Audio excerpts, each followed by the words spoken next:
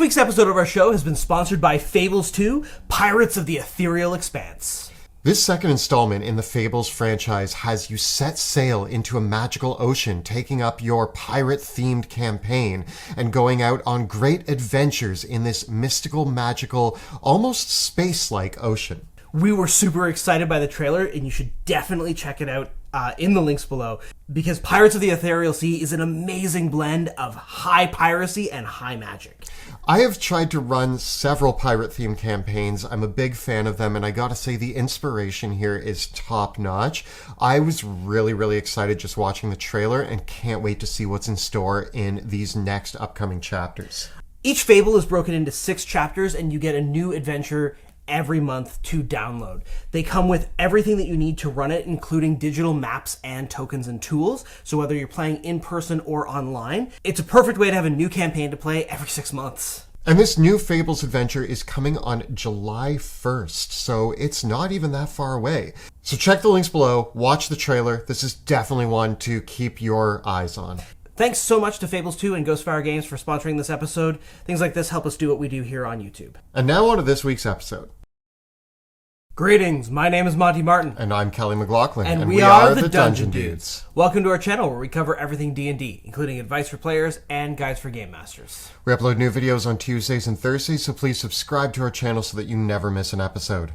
Today in our series on beginner guides to creating characters for D&D 5e, we are taking a look at the Life Domain Cleric. Clerics are one of the most accessible spellcasters in the game, and if you enjoy playing a more support-based role, being the heart of the party that's going to keep people alive and have an arsenal of spells for both utility and support purposes that's going to bolster the party, get them ready for combat, and keep them surviving combat after combat, then the Life Domain Cleric is a great choice for you. Many of the worlds of Dungeons & Dragons are defined by the conflicts of the gods as well, and playing a cleric is a great way to have built-in guidelines for how to roleplay your character, since you get to ask interesting questions about what it means to have faith in a higher power, and how your character has a relationship with their deity, their religion, and other members of their faith. Playing a Life Domain Cleric is awesome if you want to play a character who is motivated by a holy purpose to do righteous works in the world. It gives you a built-in reason to be an adventurer and an excellent framework for role-playing your character. Life Domain Clerics are often associated with gods of healing, medicine, and community. Today, we're going to take a look at how to build a Life Domain Cleric from level 1 to level 5. We're going to look at various spells that you may want to consider, as well as the key features that a cleric gains as they level up. Spellcasting is one of the most complex mechanics in D&D 5e for new players to really grasp when you start learning the game. However, a cleric has the most flexible and forgiving spellcasting mechanic of perhaps any spellcaster in the game, making this a great option for a player who wants to use magic without the pitfalls or missteps that come in character building with some of the other classes in D&D 5e. There's a lot to discuss today, so let's get rolling. So the first thing that you want to decide when you're building a character is what is the fantasy that you want to bring to life at the table. More important than having the right ability scores or choosing all the right spells. With a Life Domain Cleric, there's a lot of different ways you could bring this character to life, but definitely it's going to be a bit of a healer sort of idea with the cleric. Monty, what do you have going on?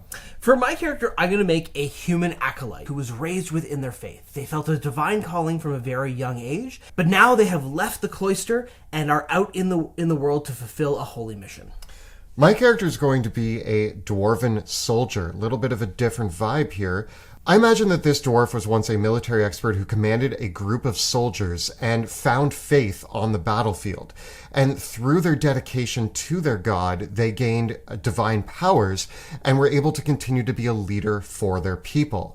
Now, adventuring out into the world with holy purpose, they bring their soldier and military expertise combined with their righteousness and divine powers. So with our character concepts in mind, let's choose our ability scores. As always, you're going to want to talk to your Dungeon Master about what method they are using to generate ability scores. They might be using point buy, where you'll get to fix your points in place, or they might be rolling for game statistics, in which case you should always roll your game statistics in front of your Dungeon Master.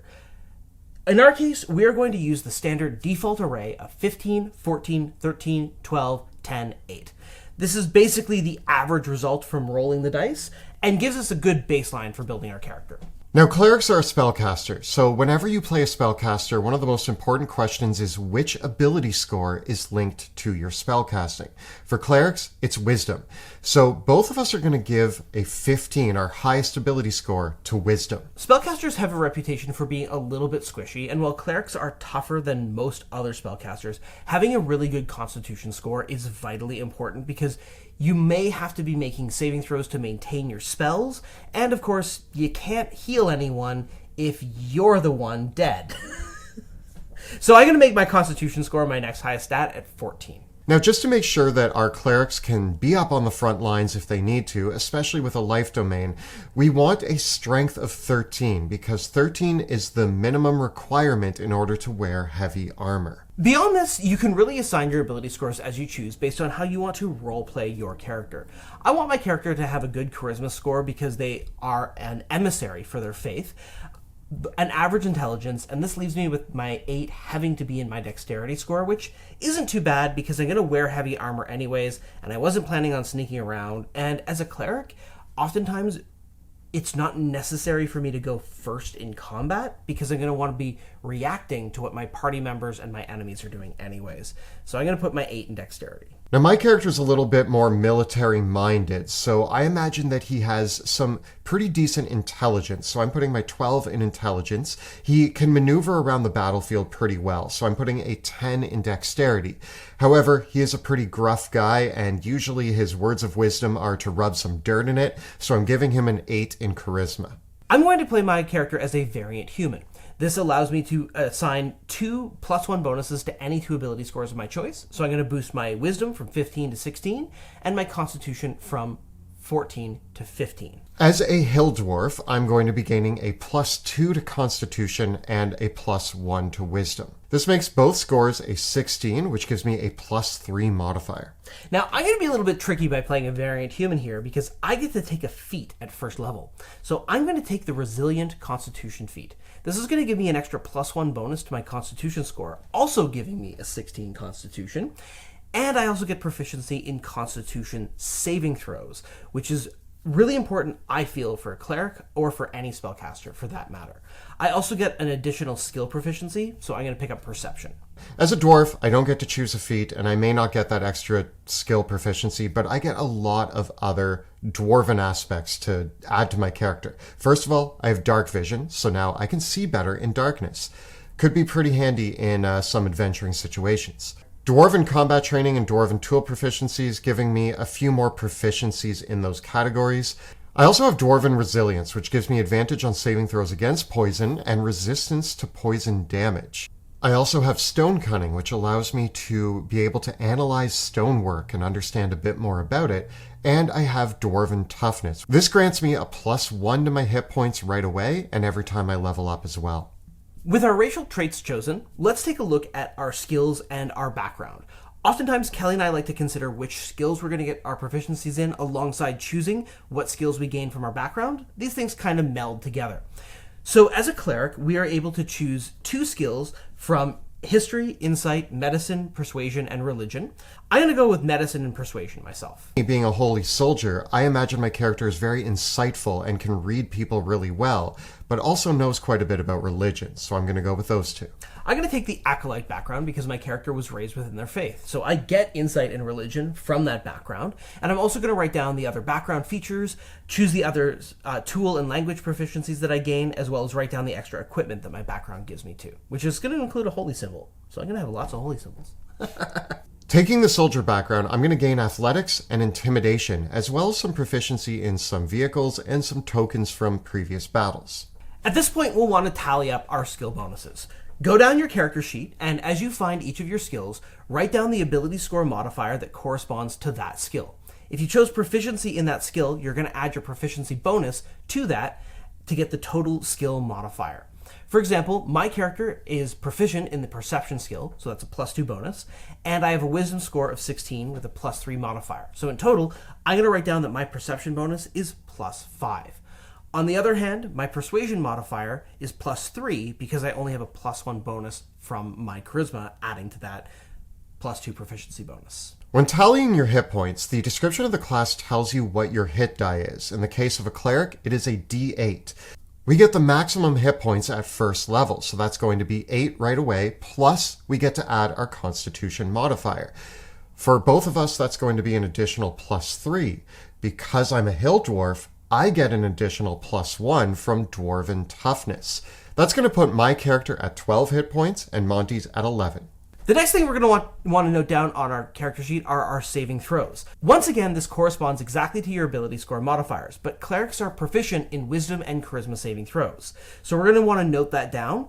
Again, it tallies up just like a skill modifier. In my case, I took Resilient Constitution, which also gives me proficiency in Constitution saving throws.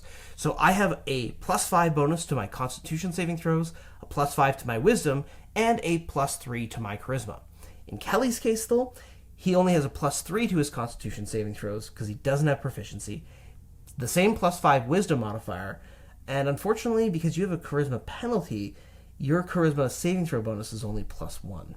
I would say, though, that having a +1 is still better than having a -1 when it comes to important charisma saves. So next we get to choose some equipment. Let's gear up our cleric and get ready for battle. The class description shows you your choices of what equipment you can pick from, usually with 1 or 2 choices per category.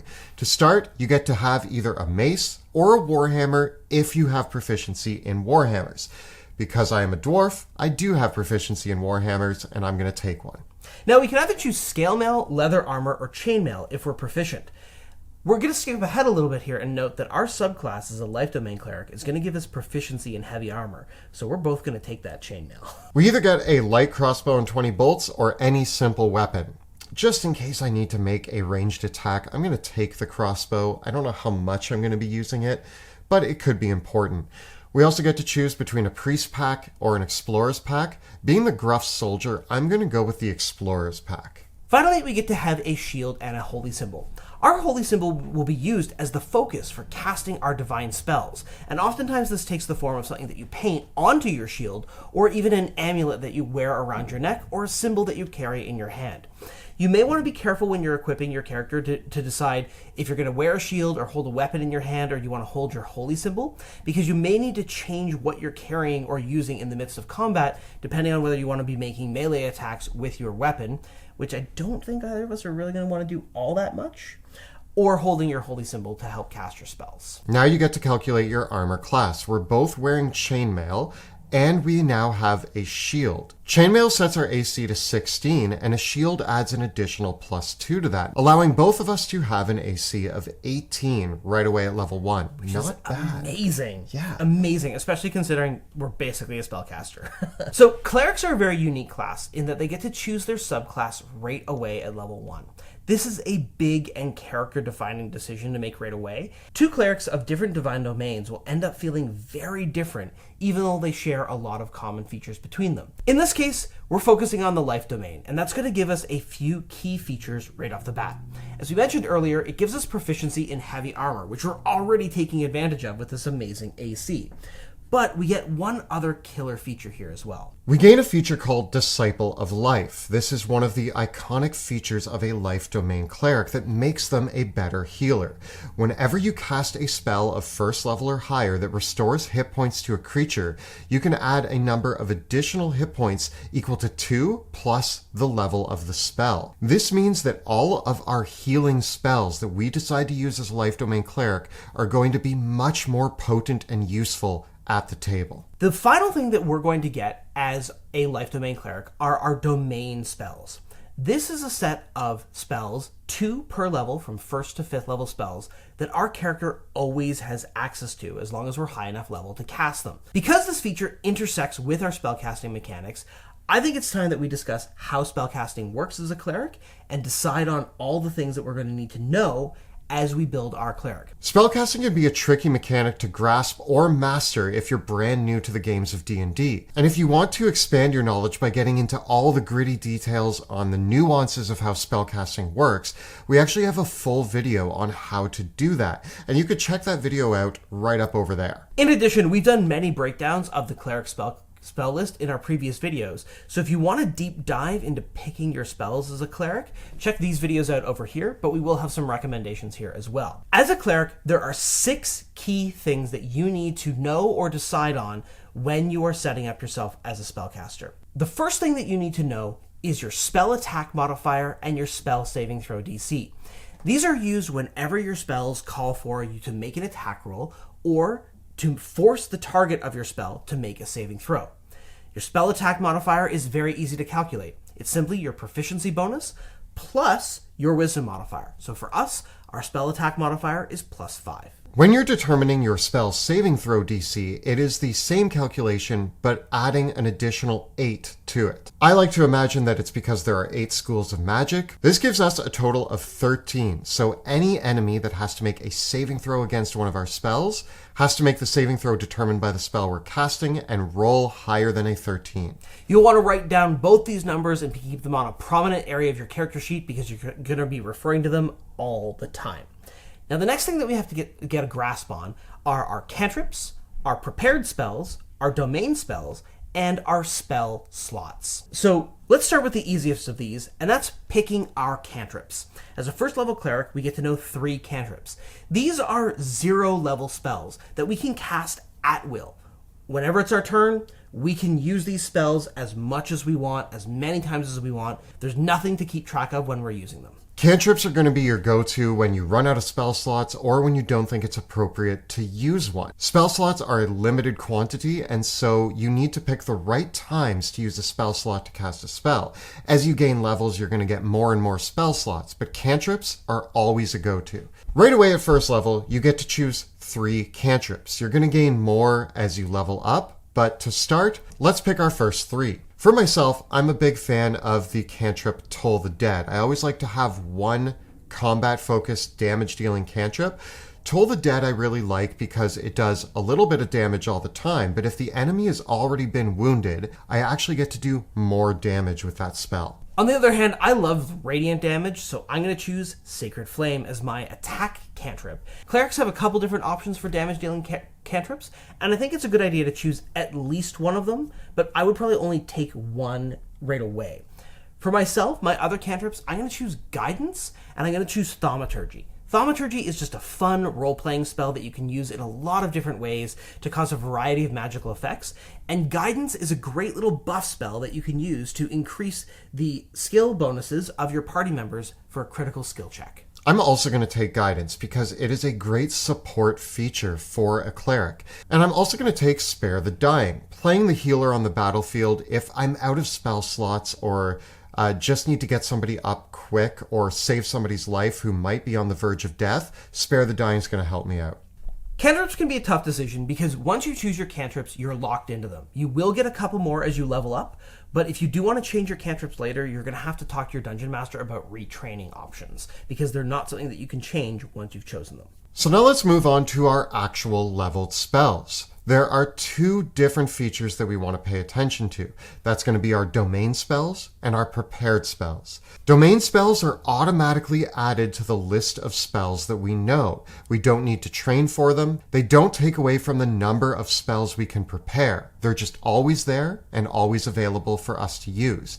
We still have to use a spell slot if we want to cast these spells, but we just always have them. For a life domain cleric at first level, we're going to gain Bless and Cure Wounds. These are both really great spells and honestly some of the best that you can choose for a life domain cleric. Bless is a great choice for any spellcaster that has access to it and really helps you bolster the party. Cure Wounds, although not necessarily the greatest healing spell, because you're a life domain cleric, you're going to do a lot better with it than anybody else. Next up, we have our prepared spells.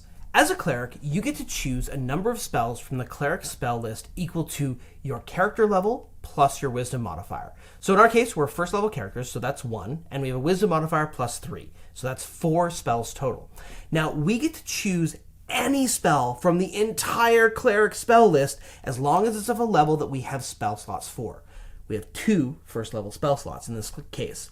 So this actually means that between our domain spells and our prepared spells, we're going to have more spells to choose from than we have spell slots to cast. This is something that many new players might miss at first. You're going to have more options and choices than you're going to have spell slots.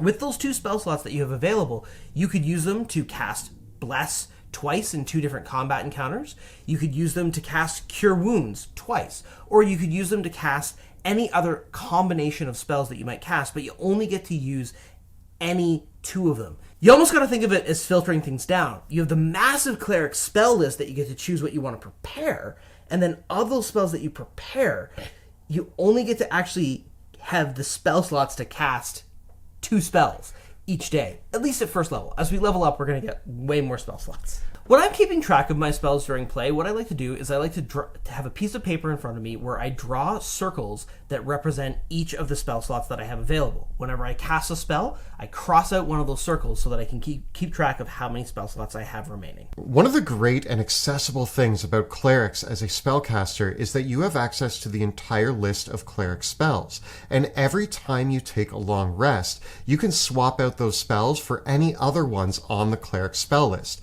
This means that there is no harm in trying out various spells that you think might be cool. And if the next time you go for a long rest, you realize, oh, I'm not really using these, or those don't really seem appropriate for the upcoming scenarios, then you can just drop them and pick up something new. There are a lot of great spells to choose from as a cleric, so we're going to talk about some of our favorite choices. For us, at first level, I think Healing Word is a really, really good healing spell, especially on a Life Domain Cleric. Can be used in a pinch to get an ally back on their feet. We also really like Command, which is sort of a control spell that can be really helpful on the battlefield, and Guiding Bolt, which is just a great damage-dealing first-level spell. One of the reasons why we love Healing Word as a spell is that it's cast as a bonus action, which means that you can cast the spell and do something else on your turn. Playing a Life Domain Cleric, it can be very tempting to always be healing your allies back up to full hit points. But at these levels of play, it's important to practice triage. You want to choose allies to heal that are in critical condition, perhaps even towards 0 hit points or at 0 hit points. Using your healing spells just to top somebody off is not the best use of our spells at this level of play. Beyond that, we mentioned 3 spells, but we actually get to pick 4. We recommend reading through the first level spells available and choosing one that speaks to you. There's a lot of great choices out there, and again, you can play around with this and just continue to swap them out as you need to whenever you take a long rest. So with that, let's head out on our adventures, gain some XP, and level up to level 2. As we get up to 2nd level, there's a few clerical matters to take care of. First of all, we're going to gain an additional 1st level spell slot, so we'll be able to cast 3 spells per day. We'll also be able to prepare 1 additional spell because our cleric level went up. So now you can adjust all those and you got even more spells to choose from. Again, hopefully you've had some experience now and you found out what works for you, what doesn't work for you. But with the added flexibility, try out some spells that you haven't tried yet and really see how they work out in play. This is a really good time to figure out how to make the most of those 1st level spells and spell slots.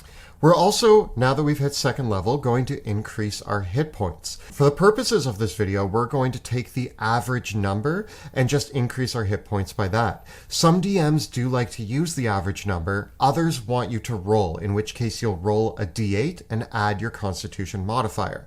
For us, we get 5 plus our Constitution modifier. Now I get an additional +1 thanks to my Dwarven Toughness. Also at this level, we gain an iconic cleric feature known as Channel Divinity.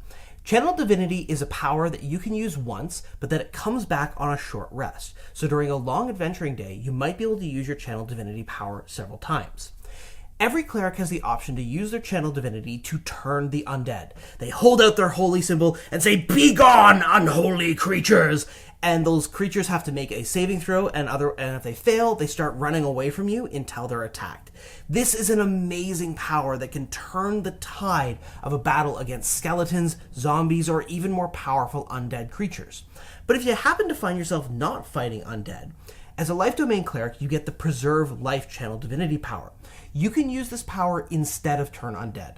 So if you decide to use it, you won't be able to turn undead. So if you're facing a bunch of zombies that are doing a lot of damage, you're going to have to choose which one you want to go with. I would actually probably turn them. You might prevent more damage than you heal. In any case, with Preserve Life, you can present your holy symbol and heal up a whole bunch of your allies who are under half their hit point maximum. In total, each time you use this power, you get to restore a number of hit points total equal to 5 times your cleric level. So this is going to give you a really big burst of healing that you can deploy. You can either put all those points of healing into one person, you can spread them out. It's up to you when you use the power how you want to allocate those hit points that you get to give out. With that feature out of the way, we're ready to move on to 3rd level. Our hit points both go up. Mine go up to 30. Monty's go up to 27. That Dwarven toughness is really coming in handy with my hit points. Now we're also going to get the ability to have 2nd level spells. It's going to be a bit confusing for new players because you get 2nd level spells at 3rd character level, and the confusion only continues from there. But bear with it that spell level and character level are kind of not the equivalent. So always refer to the table in your book to tell you what level spells you get based on your character level. Access to 2nd level spell slots means that we have 2 2nd level spell slots. We also got an extra 1st level spell slot for 4 in total. And now we can prepare 6 spells. When we prepare these 6 spells, they can be of any combination of 1st and 2nd level spells. If we wanted to, we could prepare 6 2nd level spells, but then we would have nothing that we could do with our 1st level spell slots. So when I'm preparing my spells, I like to choose a good balance. I usually like to split them up evenly, so I'm going to pick 3 1st level spells and 3 2nd level spells. You might want to do things differently, so figure out what works for you. Because we now have access to 2nd level spells, we also gain 2 new domain spells. Again, these are added directly onto our spell list. They don't account for the 6 spells that we can prepare. We gain Lesser Restoration and Spiritual Weapon. This is great because Spiritual Weapon is one that I recommend every cleric take no matter what. But we already get it as a domain spell, leaving some room for us to pick some new and more interesting spells. Spiritual Weapon leads to one of my favorite combinations, which is dropping down one of your cantrips and casting Spiritual Weapon to deal lots of great damage, and then in your next turn, or the turn before, casting the Bless spell to give all of your allies a bonus to their attack rolls and saving throws. As a cleric, one of your go-to strategies at almost any level of play can be casting your cantrips, laying down your Spiritual Weapon, and blessing your allies. This is an amazing low-level combination that you'll be able to use for the rest of your character's adventuring career. It works just as well at level 3 as it does at level 20. If you are looking for great options for 2nd level spells, we recommend looking at Aid, Enhance Ability, and Hold Person. From there, let's continue our adventures and get to level 4. At level 4, our hit points are going to increase just as before. Kelly's going to have 39 hit points. I'm going to have 35. And in addition, at this level, we're going to be able to get an ability score increase. We can either increase 2 of our ability scores by 1 point each, or 1 by 2. I think in both of our cases, we're going to bump our wisdom from 16 to 18, which is going to increase our wisdom modifier to +4. We're now going to have to go back, and any skill, saving throw, or other ability that is based on our wisdom, we're going to want to update that and bump that up by 1 point. But most importantly, this is going to increase our spell attack modifier to +6 and our spell saving throw DC to 14. This is why we're increasing our wisdom, because we want these bonuses to increase. It also means we're going to be able to prepare an additional spell in addition from the one that we get from leveling up. So now we're going to be able to prepare 8 spells in total, plus the spells from our Divine Domain. On top of this all, we get an extra 2nd level spell slot. So we now have 4 1st level spell slots and 3 2nd level spell slots.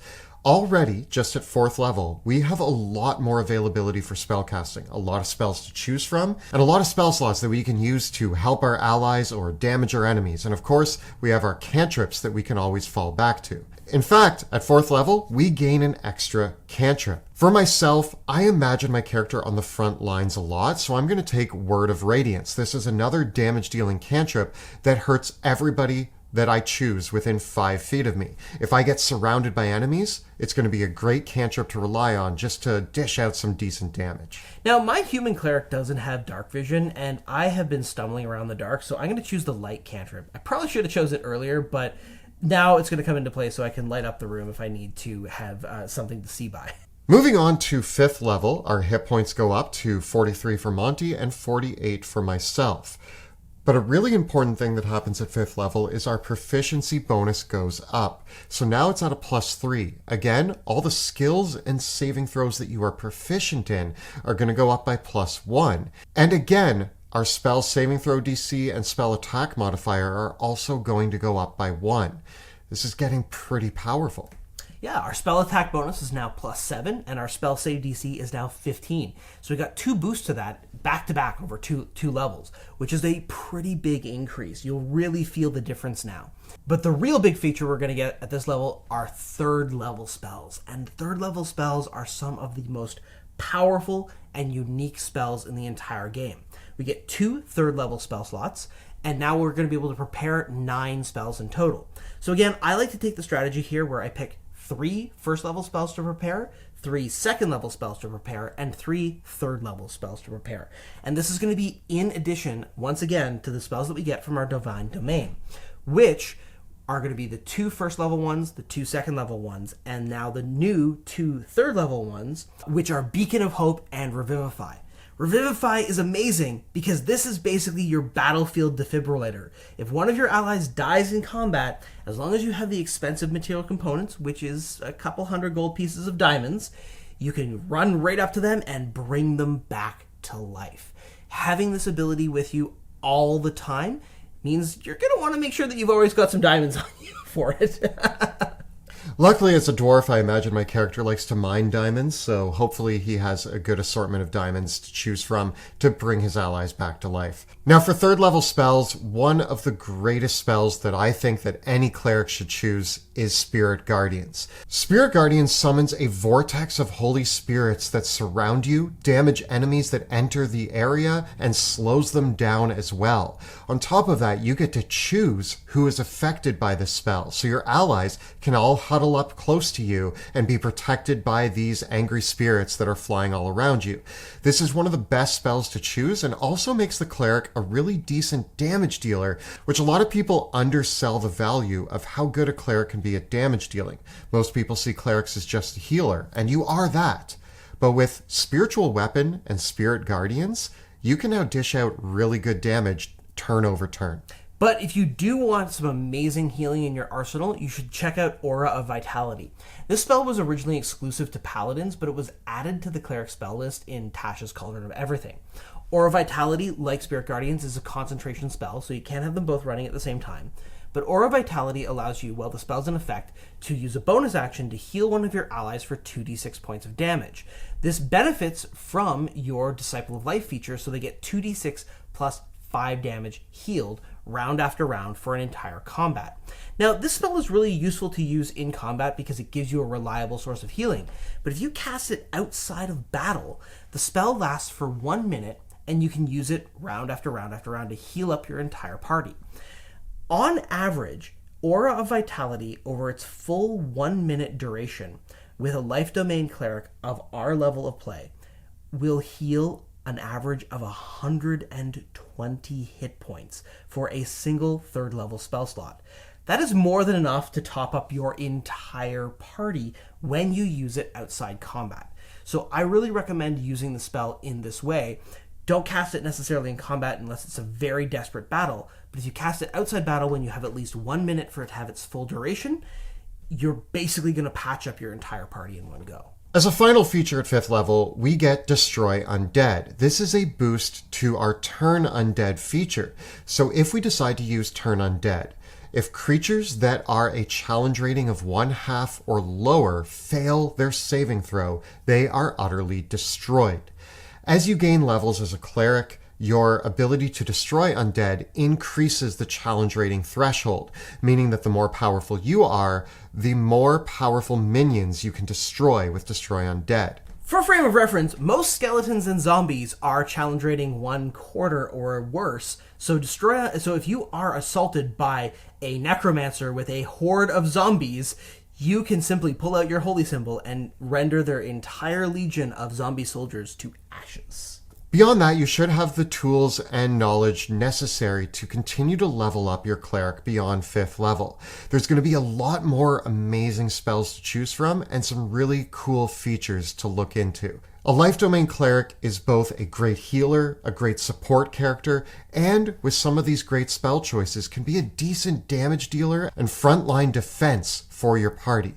You are the heart of the party, keeping your allies alive, bringing them back from the clutches of death, and dishing out damage with your spiritual weapons and spirit guardians on the battlefield. A cleric is a really fun and powerful spellcaster who is really forgiving in their spellcasting mechanics for new players. So we hope that you're having a lot of fun playing your cleric in your games of D&D. So this has been our beginner's guide to building a life domain cleric in Dungeons & Dragons 5th edition.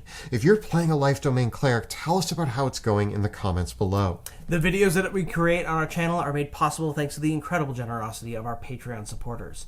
If you enjoy the work that we do here on YouTube, please consider joining our Patreon community by following the links in the description below. And if you want to see a party struggling because they don't have a cleric in their party, you should check out our live play in the Worlds of Drakkenheim, which airs Tuesday evenings on Twitch. You can find all the previous episodes right up over here. And we've got plenty more great class guides for D&D 5e, including in-depth guides to cleric spells, spellcasting, and various cleric subclasses right up over here. Please subscribe to our channel so that you never miss an episode. Thanks so much for watching. We'll see you next time in the dungeon.